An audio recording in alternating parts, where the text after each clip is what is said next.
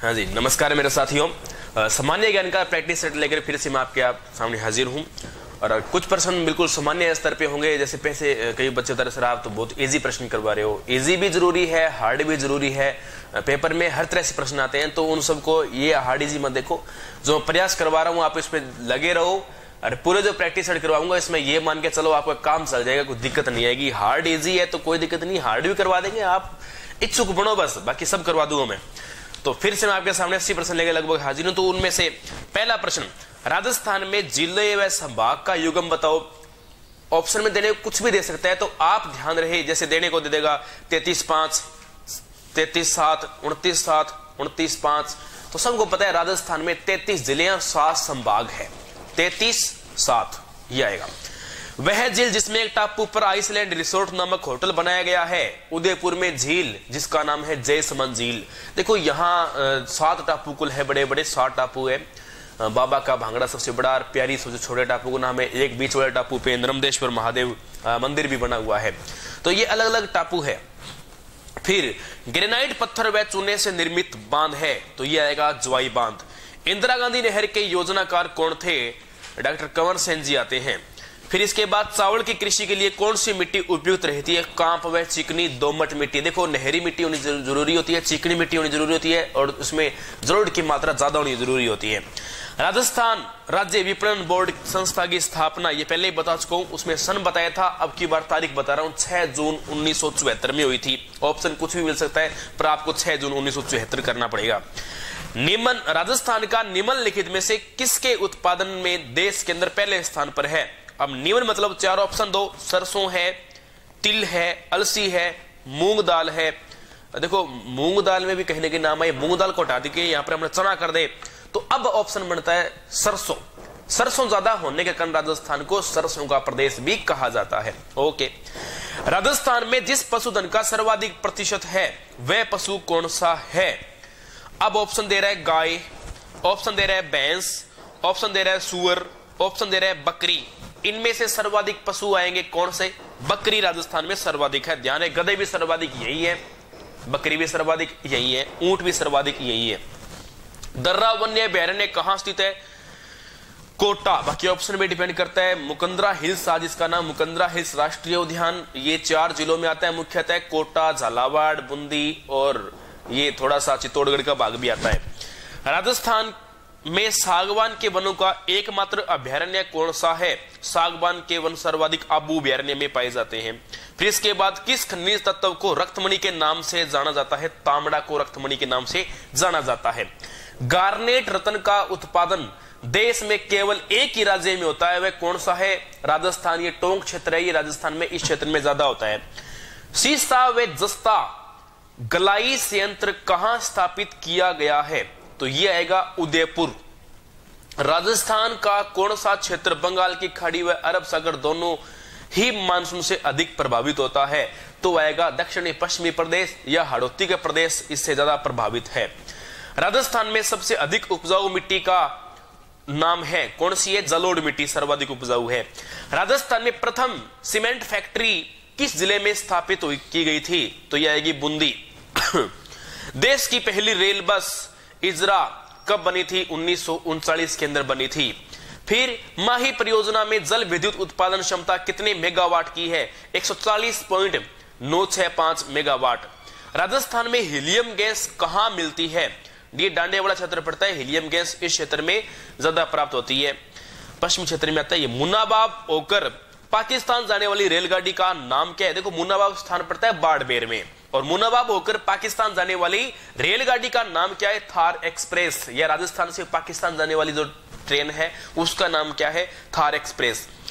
Dairy एवं खाद्य विज्ञान प्रौद्योगिकी महाविद्यालय राजस्थान एकमात्र कहां है? दोबारा सुनो, डेयरी एवं खाद्य विज्ञान प्रौद्योगिकी महाविद्यालय राजस्थान का एकमात्र कहां स्थित है? तो आएगा उदयपुर। फिर हम नेक्स्ट बात करते हैं, राष्ट्रीय आयुर्वेद संस्थान कहां स्थित है? ये जयपुर में स्थित है। फिर नृत्य की कथक शैली का आदिम घराना कौन सा है? जयपुर घराना है। राजस्थान का कौन सा जिला सहरिया जनजाति का आवास स्थल माना जाता है? तो इसमें आएगा 12। फिर महाशिवरात्रि पशु मेला कहां आयोजित होता है? करौली क्षेत्र में यह आयोजित होता है। खेजड़ी वृक्ष की पूजा किस पर्व पर की जाती है? दशहरे पर्व पर खेजड़ी वृक्ष की पूजा की जाती है। और विश्नोई लोग हैं या संस्कृत भाषा में खेजड़ी को वृक्ष कहा जाता है। अलग अलग भाषा के लोग अलग अलग, कोई बन्ना बन्नी बोलते हैं, कोई इसको जांटी बोलते हैं, कोई जंट बोलते हैं, इसके अलग अलग नाम होते हैं, कोई खेरड़ी बोलते हैं, कोई खेजड़ी बोलते हैं। ये विशेष बात है।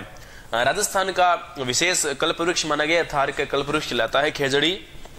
और खेजड़ी के पेड़ का इसकी जो पूजा होती है दशहरे पर्व पे होती है। और यह भी मान्यता है कि दशहरे के दिन लीलडांस पक्षी के दर्शन शुभ माने जाते हैं। फिर बात करते हैं गढ़ बिटली दुर्ग अजमेर में। अजय मेरू को ही गढ़ बिटली कहते हैं। क्यों? बिटली पहाड़ी पर होने के कारण कहा जाता है। भित्ति चित्रण शैली की दृष्टि से कहां की हवेलियां प्रसिद्ध है? शेखावाटी की हवेलियां। चेतावनी रात चूंटिया नाम रचना किस क्रांति द्वारा रचित की गई थी? केसरी सिंह बारट के द्वारा इसको रचा गया था। फिर नेक्स्ट बात करते हैं, रचना है पातल पित्तल के रचनाकार कौन है?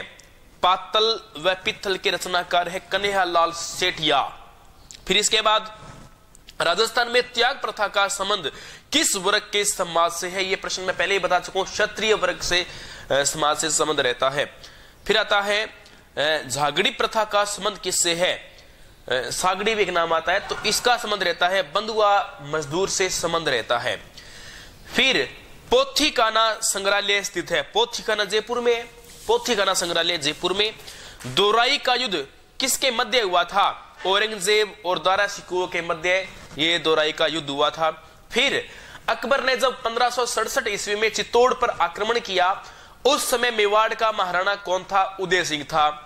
मेवाड़ का मैराथन युद्ध किस युद्ध को कहा जाता है? दिवेर के युद्ध को कहा जाता है। कालीबंगा सभ्यता किस नदी के तट पर स्थित है? कालीबंगा घग्गर नदी के तट पर स्थित है। दुल्हा दुल्हन के विवाह की जूतियां क्या कहलाती है? यह प्रश्न थोड़ा सा विचार करने वाला ना। दुल्हा दुल्हन के जो विवाह की जूतियां क्या? ऑप्शन दो, सुनो, मोचड़ी, तगड़ी, थेवा, बिनोटा। आंसर है बिनोटा। फिर इसके बाद हस्तशिल्प कागज राष्ट्रीय संस्थान की स्थापना की गई है सांगानेर में। कमर पर पहनने वाले आभूषण को कहा जाता है तागड़ी। क्या बोलते हैं? तागड़ी। बच्चे होते हैं तो पहने जाते हैं तागड़ी, ये काली डोरी के अंदर। संगमरमर की मूर्तियां राजस्थान में कहां सर्वाधिक बनाई जाती है? जयपुर में बनाई जाती है। फिर इसके बाद ऐसा वाद्य यंत्र जिसका निर्माण आधे कटे नारियल की कटोरी से होता है? रावणता। वो तो बजाता है इस प्रकार से। और ये मारवाड़ क्षेत्र में गीत गाते रहते हैं, ये भोपे रहते हैं, भोपे, रावणता। फिर इसके बाद दुनिया के सबसे बड़े सौर ऊर्जा केंद्र का निर्माण कहां किया जा रहा है? तो ये किया जा रहा है जोधपुर के अंदर किया जा रहा है। उत्तरी भारत का पहला रावण मंदिर कहां है? मंडोर, जोधपुर में स्थित है। हरित क्रांति का अर्थ है? हरित क्रांति का अर्थ होता है फसलों में होने वाली समस्याओं का निवारण करना और उनके उत्पादन में बढ़ावा करना। हरित क्रांति का ही अर्थ है। हरित क्रांति का अर्थ केवल गेहूं से नहीं रहता है। अपन लोग समझते हैं कि गेहूं से संबंध रहता है, जबकि गेहूं की फसल में हरित क्रांति से सर्वाधिक लाभ हुआ था। यह बात जरूर आपको याद रखनी है। चावल में भी प्रयास किया तो चावल में कोई विशेष उत्पादन नहीं हुआ, जो था वो रहा। और बात करें दालों की, दालों के उत्पादन में बहुत बड़ी कमी आई थी। ओके, इसके बाद बौद्ध धर्म के संस्थापक कौन थे? सिद्धार्थ। बौद्ध धर्म के संस्थापक सिद्धार्थ, जिसे महात्मा बुद्ध कहते हैं। G8 मस्कोका का पहल संबंधित है किससे? देखो, इससे क्या है कि हाउस गैस करने से इसका उद्देश्य था। तो ये अच्छा प्रश्न है। ये ऐसा प्रश्न आएगा तो चार ऑप्शन क्या क्या मिलेगा आपको? देखो, G8 मस्कोका का पहल संबंधित है अंतरराष्ट्रीय आतंकवाद की रुकावट से, विक्रय कर में 30% छूट से 10 वर्षों तक चालू रहेगी, नए रोजगार पर 20% की सहायता दी जाएगी, और इससे हाउस गैस को करने से इसका संबंधित है। तो इसमें डी आपका ऑप्शन रहेगा चौथा। नेक्स्ट प्रश्न, बौद्ध विद्या केंद्र नालंदा किस राज्य में स्थित? तो यह था बिहार में। नालंदा बिहार में। राष्ट्रीय कृषि एवं ग्रामीण विकास बैंक की स्थापना किस पंचवर्षीय योजना में हुई थी? छठी पंचवर्षीय योजना में हुई थी। ये एक पार्ट पहले करवा रखा है मैंने, पंचवर्षीय योजना, वहां पूरी देखना, पूरा समझ में आ जाएगा। 2010 में राजस्थान भारत ने किस देश के साथ 2+2 की संधि की थी? तो इसमें जापान के साथ थी। 2+2 की संधि जापान के साथ हुई थी। विश्व रेड क्रॉस दिवस कब मनाया जाता है? यह 8 मई को मनाया जाता है। गांधी जी का असहयोग आंदोलन का प्रस्ताव पूर्ण बहुमत से 1980 में स्वीकृत हुआ था। कौन से अधिवेशन में हुआ था? नागपुर अधिवेशन के अंदर स्वीकृत हुआ था। ओके, फिर इसके बाद केयर्न एनर्जी का मुख्यालय स्कॉटलैंड में, ये जो अपने भारत के अंदर खोज कर रही है, खनिज तेल खोज रही है, इस कंपनी का नाम है केयर्न एनर्जी, नाम आता है। अर्थशास्त्र के लेखक कौन है? चाणक्य या कौटिल्य कह सकते हो, चाणक्य कौटिल्य, ये विष्णुगुप्त है। भारत में योजना आयोग के अध्यक्ष कौन है? देखो, योजना आयोग का अध्यक्ष हमेशा पीएम होता है। पीएम बोले तो प्रधानमंत्री, प्राइम मिनिस्टर होता है। हाल फिलहाल अभी योजना आयोग का नाम नीति आयोग हो चुका है, इसको नीति आयोग में चेंज कर दिया गया है, तो अध्यक्ष है नरेंद्र मोदी। अगस्त 2010 में, अच्छा ये प्रश्न छोड़ते हैं, डॉक्टर भीमराव अंबेडकर को 29 अगस्त 1946 को पदभार सौंपा गया था। कौन सा? प्रारूप समिति के अध्यक्ष, संविधान की जो प्रारूप समिति थी उसका अध्यक्ष बनाया गया था। किसको? डॉक्टर भीमराव अंबेडकर को।